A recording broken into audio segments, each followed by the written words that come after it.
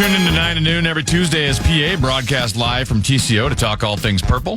TCO Tuesdays are powered by Sioux Cup Manufacturing. Double 13-14 past Common Man program. I'm Common. He's 10 to be. The legendary Mark Rosen joins us now. And I don't know if you. Good afternoon to you. I don't know if you heard that the GOAT collection, the auction items for Tom Brady. I heard the last part of it when I was walking into Tennis Studio. Watches and helmets and T-shirts and jerseys. Unbelievable. Tennessee was wondering about the Mark Rosen collection. Well, the fraud collection is what they're calling it. The fraud collection. Did you already have a few offers? Oh, there's already people that are already asking for items of yours. Well, let's see if I can help them out. This is courtesy of our Bradshaw. I can only guess. KFAN text line. Well, let's get started with it. This one says, I would be willing to bid on the plush robe that he wore while he was white robe that you were wearing while you were doing a photo shoot at the Four Seasons. Right. Do you still have that white robe, and would you be willing to auction it off? I would be willing to auction it off for charity, but unfortunately, I do not. They did not allow me to keep it. Here's another. If Mark is willing to auction off his shorts and flip-flops that he used to wear behind the anchor desk at WCCO television. I wore flip-flops last week on vacation. They weren't the same as you used to witness me wearing when you were part of the custodial staff at WCCO back in the day. But, that was a long time ago. Another Rosen item. Dinner with his wife at the Chanhassen because we know he won't be going. Would you be willing to auction that off? Absolutely. That was a great bit. That was funny. Where did I go that night? The Wolves game, right? Yeah, I think you wanted to go to the Wolves game. I think so. Chanhassen. Damn it. I would like to bid on the survival kit Rosen used while spending a weekend in the remote wilderness of Cold Spring. Yes.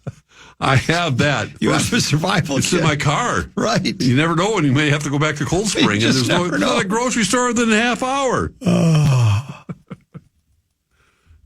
You got to have those energy bars and Gatorade. The chair that Rosen sits courtside in at Timberwolves games. A lot of people would like to have that. You're not getting that, are they? No.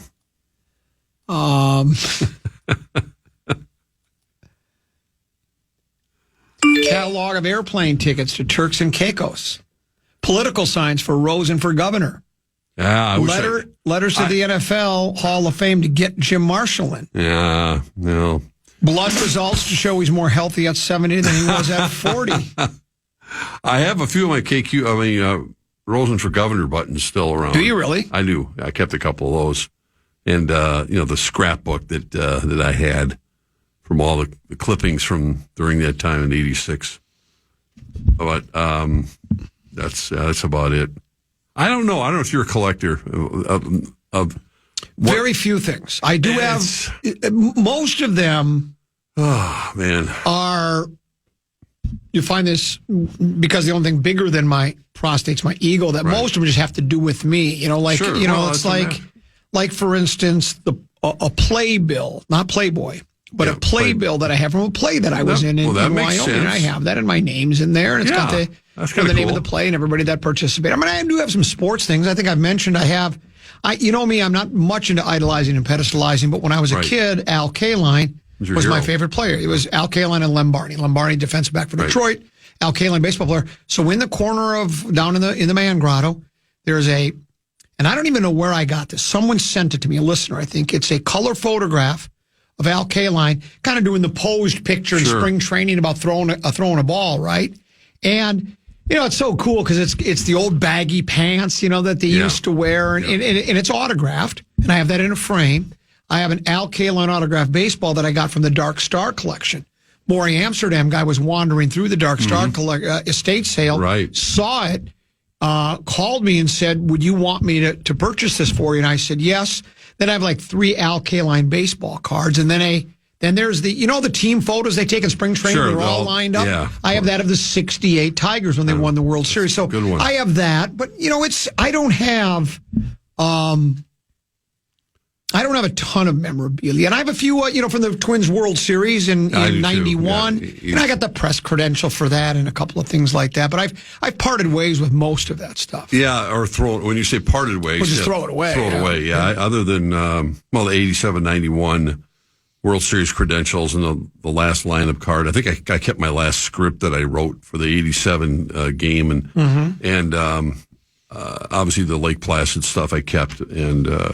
For my birthday this last month, Karen got me she found that picture, my favorite picture of me and Sandy Koufax from the '85 All-Star game when he came back, my baseball idol, when he came back to be the honorary captain for the National League, and he was gracious enough to do a live interview, which is rare for him to do any interviews. But he was wearing that number 32 jersey uniform at home plate at the Metrodome, and she put it in a really nice frame. So I'm pretty excited about that, because I've had the picture for years, but I've never really had it put in a place that I could, admire, and, as they say, reflect in those times. Yeah. So I got a few things like that. Yeah, and I have, credentials I pretty much all thrown away, other than Lake Placid. And I have artwork that I don't know if that's what called really collectibles. I guess they are. I mean, that like my dad has done wood carving. Oh, you mentioned that. Yeah, that's some personal. And he did paintings. And my nephew was my oldest nephew.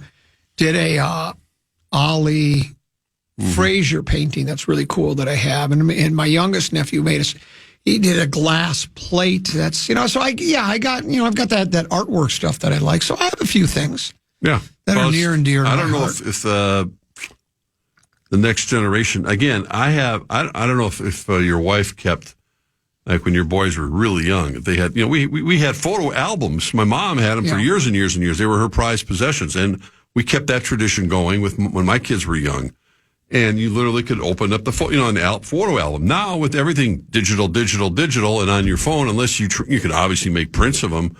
I'm wondering how many people even have albums anymore, or is it just all? Well, it's interesting you should on your phone. It's interesting you should say that whole because thing. We have, my wife and I have been discussing this. We have.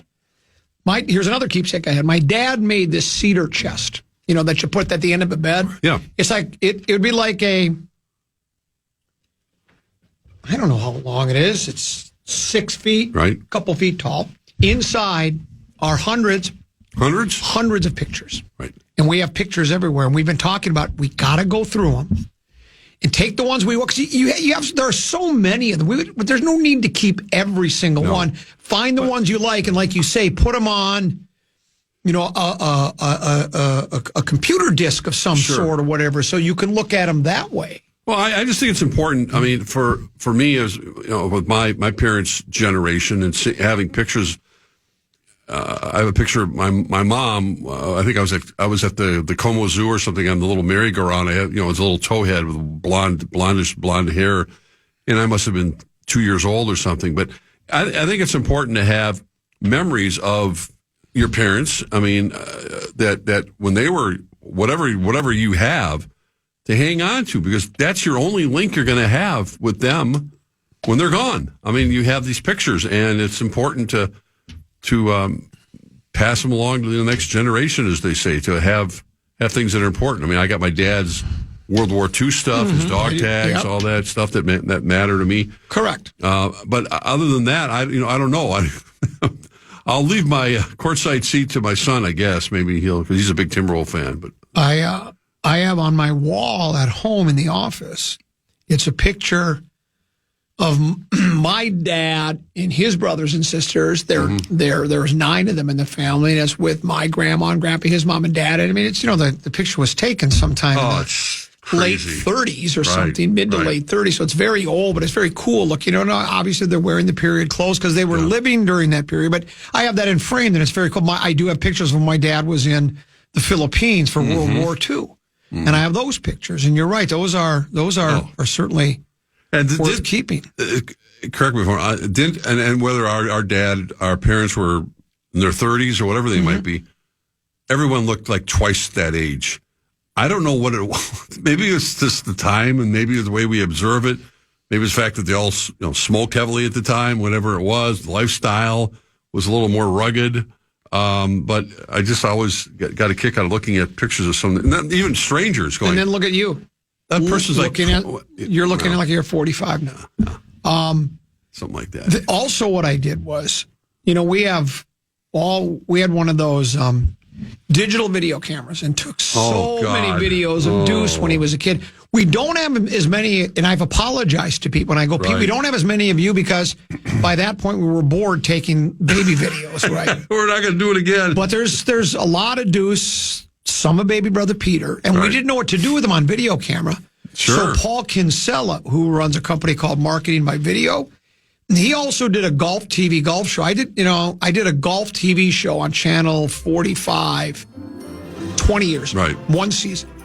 But he does, his company's called Marketing by Video. He does, industrial videos and company videos and whatever the case may be. He took all of my digital kid movies. Sure. And he's put them on disc, so I have them. Great. So yeah, it's really cool to have that done. That's fun stuff. You gotta have it. Let's take a break. Let's discuss a couple of sports is your whole life, just sports items with Mark Rosen when we return here on the Fan.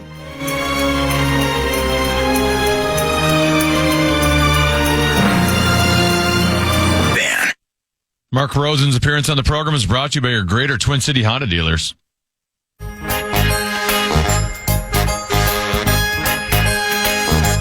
Join Corey Cove on Wednesday, December 18th at Shakopee Bowl in Shakopee from 6:30 to 8:30 for Coors Light Hockey Night.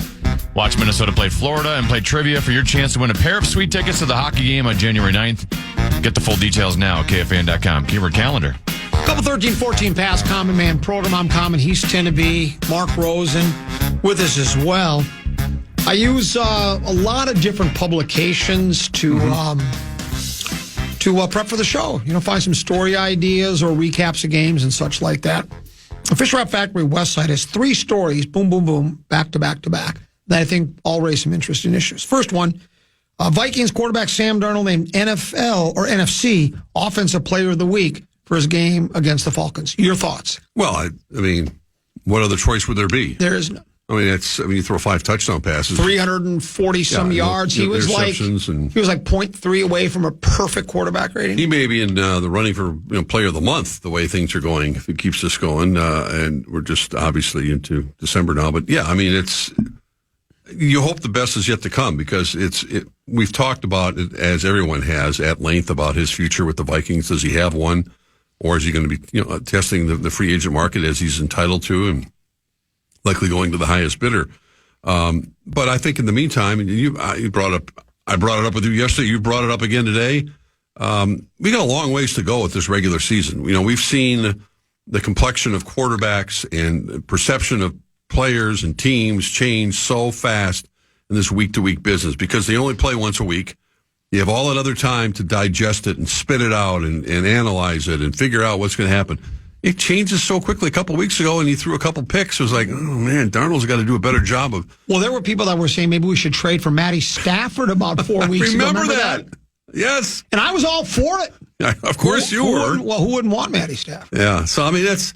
the rest of the story is yet to be written, and that's okay. I ran into our good buddy Mike Mussman in the hallway, and he was talking about, because Tice was in town over the weekend, and we both had different interactions with him and interviews with him. I know he's was around helping out with his favorite cause with donating coats for kids, et cetera, et cetera.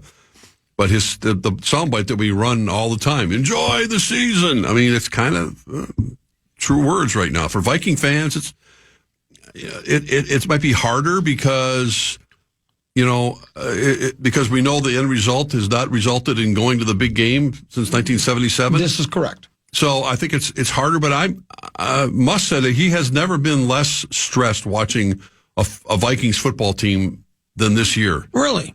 And I went, interesting. I kind of felt the same way. Not that they weren't capable of losing some of these other games, in particular the craziness of, let's say, the Bears game, when all of a sudden it's in overtime after, that nutty finish in Chicago.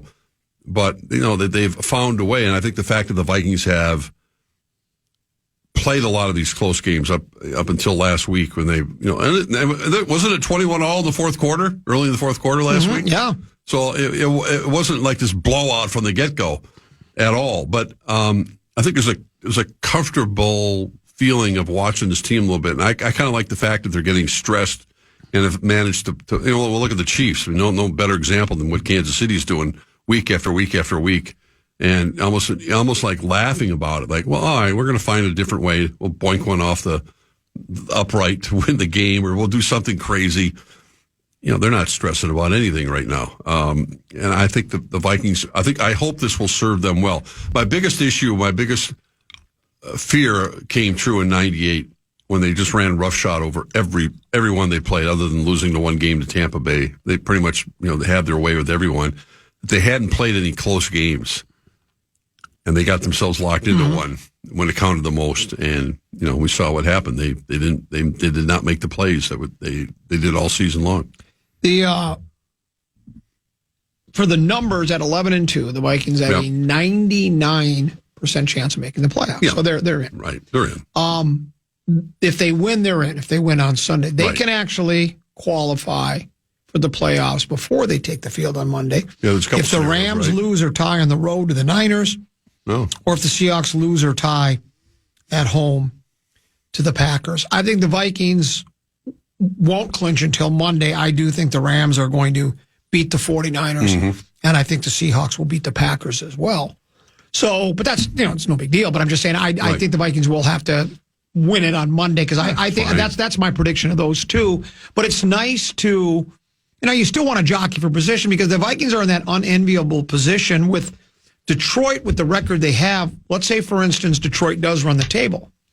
Let's say the Vikings run the table, except for the last game against Detroit.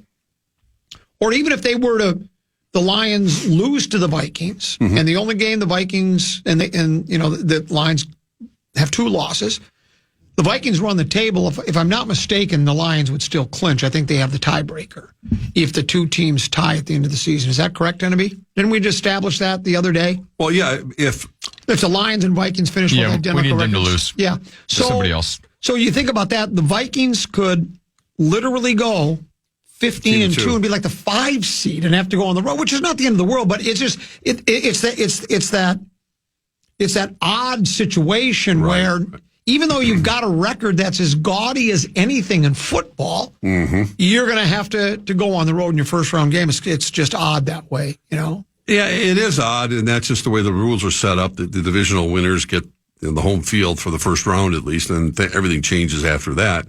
I think there's a possibility that the Vikings-Lions game, the last game of the season, may not mean anything in the standings. Correct. And you've mentioned, I think even yesterday, that Danny Campbell wouldn't approach it that way. That he'll probably not. They have the week off. They would then have to feed into that narrative a little bit more. Would be that the Lions wouldn't be playing the following week. They'd have the bye. Yeah. So there might be more of a tendency to want to keep his guys a little fresher.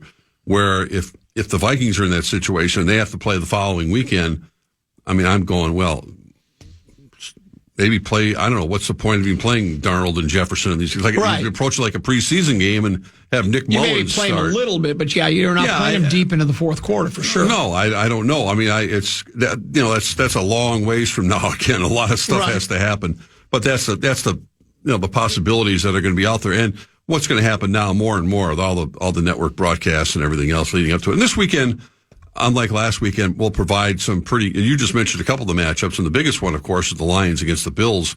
I think it's a 3:30 game. So fans, obviously, with the Vikings playing Monday night, will be locked into watching that game and rooting for Buffalo, except for you. So that'll be an intriguing game. That could be a 44-40 game. The way those teams light up a scoreboard. I agree with you. I don't think anyone's going to stop anybody else in that game.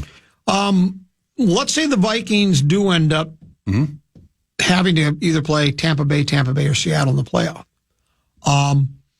It's that, it's I guess you'd call it the age-old argument. Are you better off having a week off and getting rested? Right. Or are you better off to just keep playing? It's the rest or the rust. And I think ideally, because football is such a physically demanding game and you've got so many guys beat up at that point, you'd rather have another full week. But I don't think it's that detrimental to getting a deep run in the playoffs because, you've got to beat.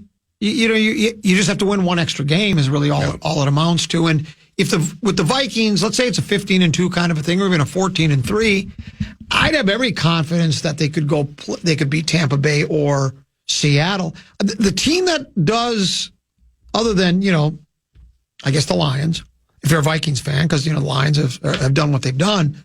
Seattle is getting better and better teams every week. Their defense, I think I mentioned this to you yesterday. I read a piece that says their defense is really starting. Their coordinator's got this complicated plan where you got to know what everybody else is doing. But that everybody now here in the last 3-4 games has really started to figure out what's going on. And that's a pretty good club over there. They're dangerous, I think. So I think the NFC playoffs, I really think they're going to be wide open.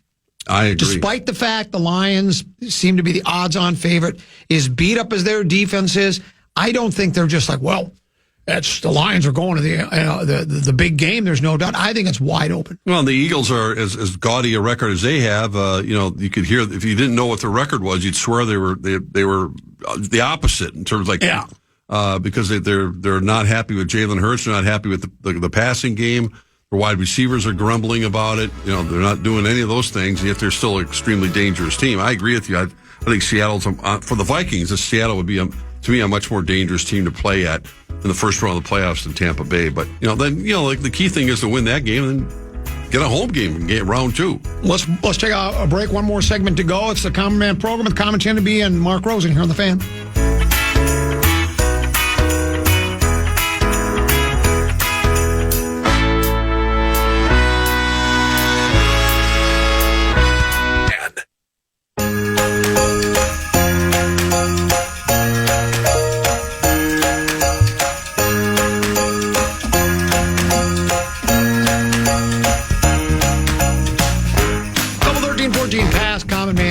I'm Comedy's Cheneby. He's the legendary Mark Rosen. The president-elect is tossing out cabinet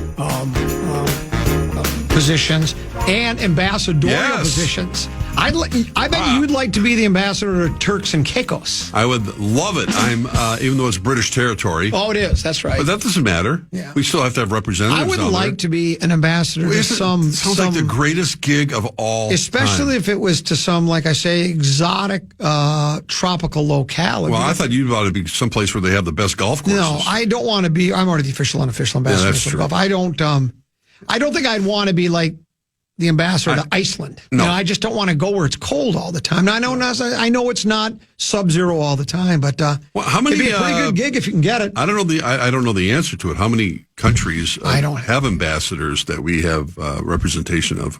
Well, there are. How many countries are there in the world? Call Meat Sauce. He knows. All I got to do is just mention his name. Yeah, I mean, I don't think 195. 195. Oh, well, look at that. 195 countries. Well, I think you can eliminate a bunch of them. 6,500 languages spoken in that. And did you know that planet Earth has 197.9 square miles? Say it again. 197 million. I meant million. I'm sorry. I was going to say that threw me for a little bit. 197.9 million square miles. That makes a little bit more sense. It's a pretty big planet, like they say. You had mentioned coming in that they released the Gopher schedule. I've had a couple of people for next year, the Gopher football schedule for next year. I've had a number of people send texts wondering, what does the legendary Mark Rosen think about that schedule? I say they're going undefeated at home. Okay. Looking at their schedule, and I'm not trying to be a half glass full, but I mean, really, they open up. This are the teams that play at home next year. Buffalo and Northwestern State. They got the alleged cupcakes to start out with. They play Rutgers at home. They play Purdue, which had arguably one of the worst seasons in college football. Awful. Then they got your Cornhuskers coming to town, which could be an interesting game. Nebraska plays here. Michigan State is here. And Wisconsin, who they just beat up, at the end of the year. So the home games are all of them are very winnable. Now, on the road this year, they've added, they got Cal, at Ohio State, which they avoided this year, at Iowa, which they always play, and, at Oregon. Yeah. And then they play it. I know Gargie's already fired up about it. They play at Northwestern. They go, well, what's the big deal about that? Well, they're not playing at Evanston. They're playing at Wrigley Field. Oh. So I think for Gopher fans, that and it's a late game. It's end of November, I think, sometime. So that'll be a treat, I think, to go watch. You know, the Bears played. Gale Sayers played there. I mean, the Bears played a lot of games at Wrigley Field. Seriously? Yeah, before they moved to Soldier. So that'll be a treat, I think, for Gopher fans in particular. I don't know if Northwestern fans care, but I think an opportunity to go to Wrigley Field to watch a Gopher football game. It's not exactly. I think it's even more attractive than going to. And the Gophers avoided it this year with the bowl game. They played at Yankee Stadium. You think, well, they're playing at Yankee Stadium in a bowl game. Yeah, I guess it's kind of cool, but it's not like going to Wrigley. So anyway, they did announce that today. Your Wild Club win last night, 5-4 in a was it in shootout? No, did they win an OT or shootout? Shootout. They went in shootout. Kaprizov scores again. Of course, but there's been a lot of discussion about NFL MVP, and Sam Darnold's name will be in the mix. I don't think he's going to win it, but his name's in the mix. Right. And, of course, right now it's very early, but right now you could make a case, I think, that the most valuable player in the National Hockey League to this point has been Kirill Kaprizov. Well, the team is doing so well. That's why. So he's going to get that kind of notoriety, plus the fact he's racking up points on a nightly basis. And, they're doing it without 2 or 3 of their best players right now. But keeping him healthy and keeping him playing at that level. And I'm sure he's, after some really, kind of down years with the Wild, and everyone's still hand-wringing about, God, is Kaprizov going to get discouraged to the point where he's going to insist on getting out of Minnesota because he wants to win, and he wants to win now. Well, they're winning right now. I mean, are they still tied with Winnipeg, I think, for first place? The Jets, I know, creamed the Boston Bruins last night. We're in first. We got 2 games in hand. Yeah, that helps. Yeah, well, it helps. I mean, it's so early in the season. But yeah, Kaprizov he's getting national attention, as he should, and it's still very early in the year, but, hockey people are paying attention, and Matt Boldy, he got the game winner last night. Shootout. Yeah, the shootout. Was it the Mikko Koivu shot, right? The old backhand. Yeah, it wasn't exactly like Mikko Koivu, but I get it. It was close enough. He went to his backhand, but he wasn't coming in Mikko always came in on the same angle. He came from the left side to the right. Moldy was kind of coming straight on, and did he receive a saucer pass in scoring the goal or not? Which makes the goalie shootout. Yes, you have to pass to yourself. You'd have to saucer pass it to yourself. Which makes the goalie one tricky is he has this shootout thing where he comes in with like his skates out wide and can shoot basically from a standstill. So he has like a quick release.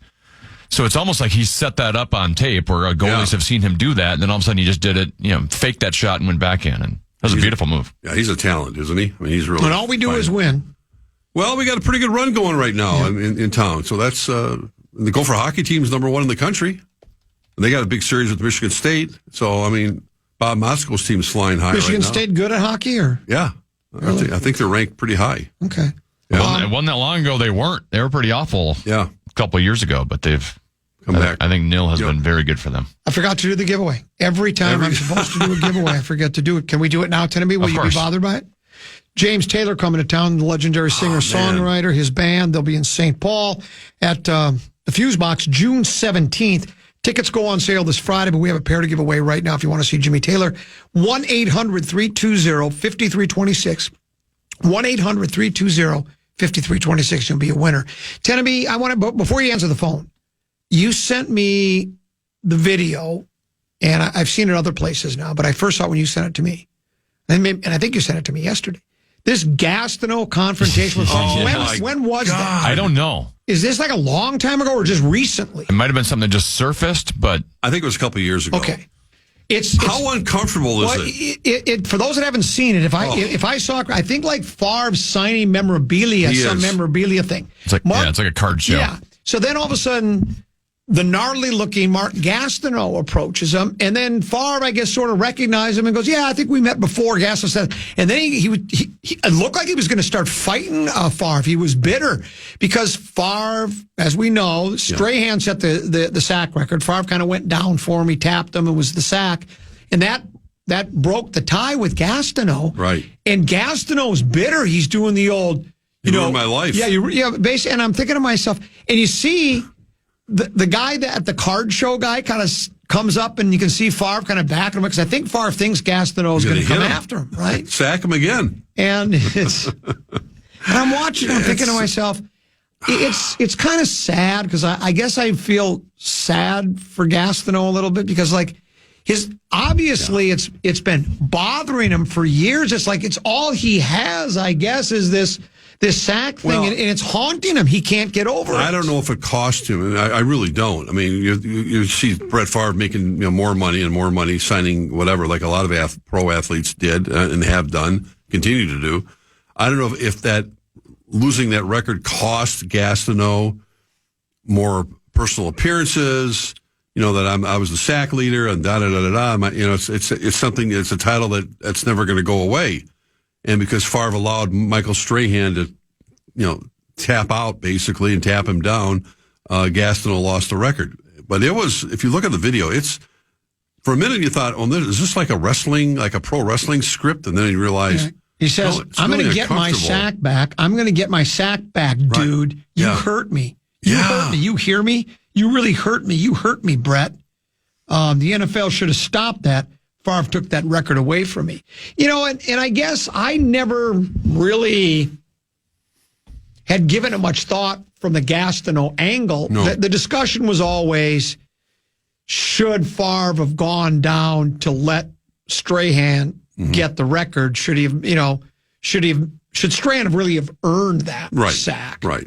And I guess I never thought of Gastineau until I saw this video. And I guess I can understand why Gastineau would be a bit bitter.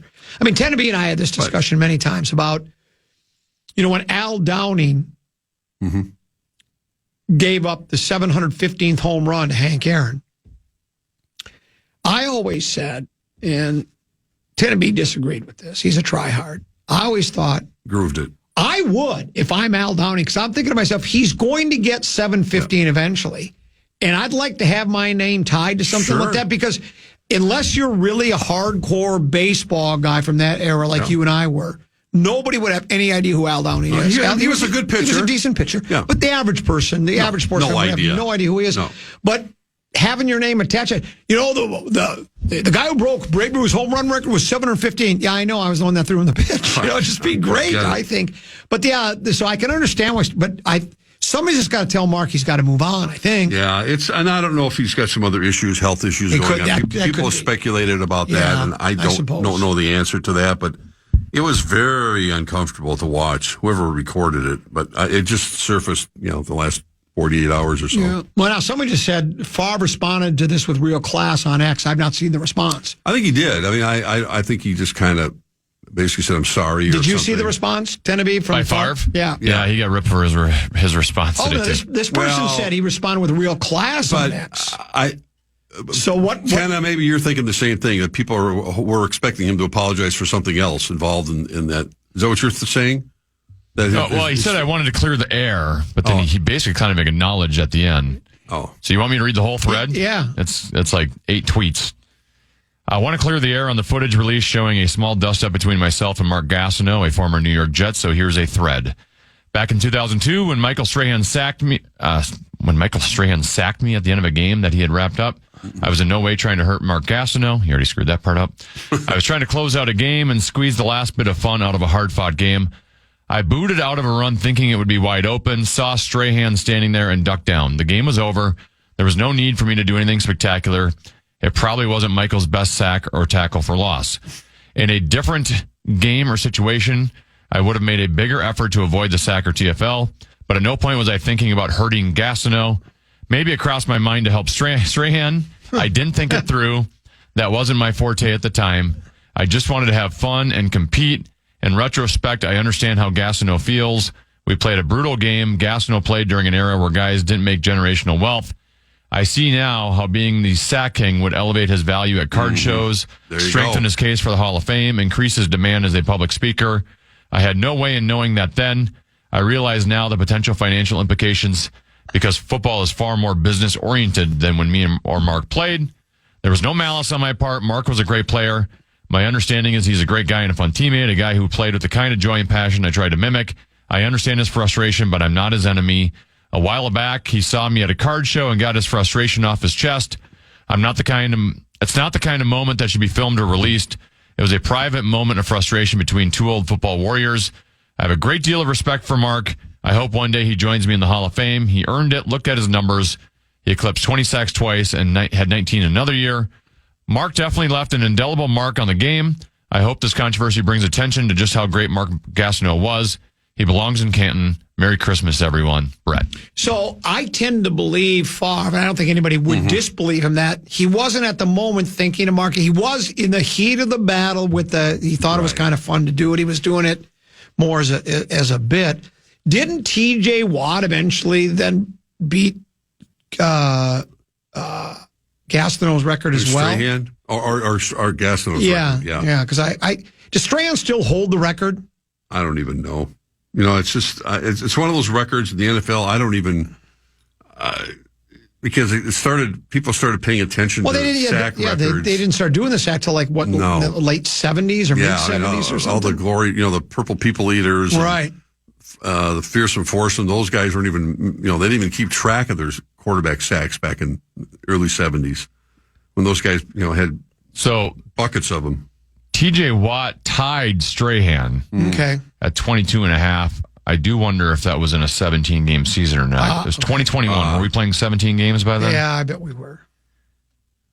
But then I don't think so. Our very own Jared Allen, Mark Gastineau, and Justin Houston have all had 22. Yeah.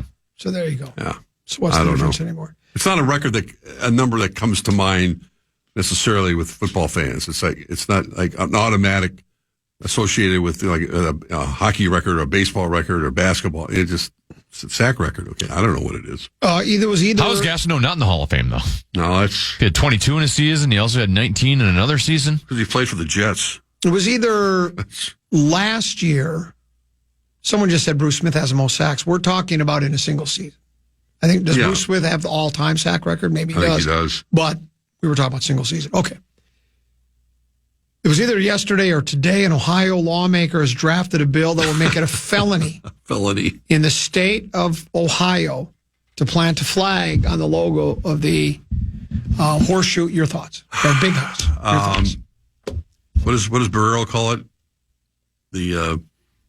Not the end of civilization. This is the end? This is the end or something like that. This would be the end. A felony? A felony! To plant a flag. He's got to be joking. Would it prevent the planting of a flag? I think it would. I think it would. It'd make you think twice anyways. Oh, my. I guess there's nothing else going on in Ohio, right? We didn't... I think we need to go to competing radio stations and plant our flag out by their station. You were gone when that happened, right? I've not discussed it with you, the game itself. No, we have not. We didn't. Yes, I was gone, I think. Ohio State, prohibitive 23.5-point favorite. Only one loss, a 1-point loss to Oregon. All they're thinking about is beat the school up north in Hannah Marie Pasting because we're way better than they are. They're a 6-5 club. They're going nowhere to some lousy bowl. Then we'll face Oregon in the Big Ten Championship, beat them, and then the rubber match will be in the national championship. Right. Instead, they just play an awful game. Michigan plays really well. They lose the game, and then the planting of the flag, and then the linebacker for Ohio State tears the flag down. Yeah, it's pepper sprayed. 3 other incidents like that across the league. Your thoughts? Well, look at the beyond. The planting of the flag, something needs to be done. I mean, you have to act like you've been there before, or whatever it might be. We know the hostility involved, and that's not the only rivalry game, big rivalry game with Ohio State, and especially the pent-up frustration. This was going to be the Buckeyes. Weren't they double-digit favorites in that game? 23.5 points. What? No, they weren't. Yeah, they were 23 what? Favorites. I thought they were like 12 or something. Oh, no. They were like 23 points. Holy crap. I had no idea. I thought I'm almost positive. Anyway. Yeah, Michigan threw one of the worst interceptions I've ever seen earlier in that game. I can't believe they won it. I mean, Ryan Day's got to be beside himself. He said, this is really sad. His father died when he was 9 years old. His father committed suicide. Oh, I didn't know that. And Ryan Day, actually in a news conference like a week before, said, it's not as bad as my dad dying, but that's how much it affects him to lose it. He's like... His career record is like 71-7 or something. Yeah. 3 or 4 loss coming, and people are saying, "Well, I think it might be time for us to let them go." It's just that game just means that much. It does, and this was the one year. This was the year Ohio State had to win. I mean, Michigan was not. This is not Jim Harbaugh and J.J. McCarthy it was a 6-5 Michigan team. Yeah, they were 6. Yeah, the Gophers should have beat them. Could have beat them. Boy, it's so good to see you. Yeah, it's great to see you. And you'll be here tomorrow, correct? Absolutely. And we'll see you at 2:00 then. That's Thursday. And will you bring that white robe in so we can take a picture of you in it? I don't have it. Because we'd like to auction it off in the fraud collection. I got other items. Timothy, thanks for having me. Hey, great job. You as well. We enjoyed our visit with you today. We're back tomorrow at 12 noon. Rosen at 2. Stick around. A Big Ticket and JG. They are next right here on The Fan. Adios. Au revoir. Auf Wiedersehen. Good night. Good morning. Good afternoon. And good night, Minnesota. And good night, folks. And good night, Mrs. Calabash. Wherever you are. I'm a fraud. Yes. Listen back to any of Common Man's programs by podcasting on the iHeartRadio app or KFAN.com.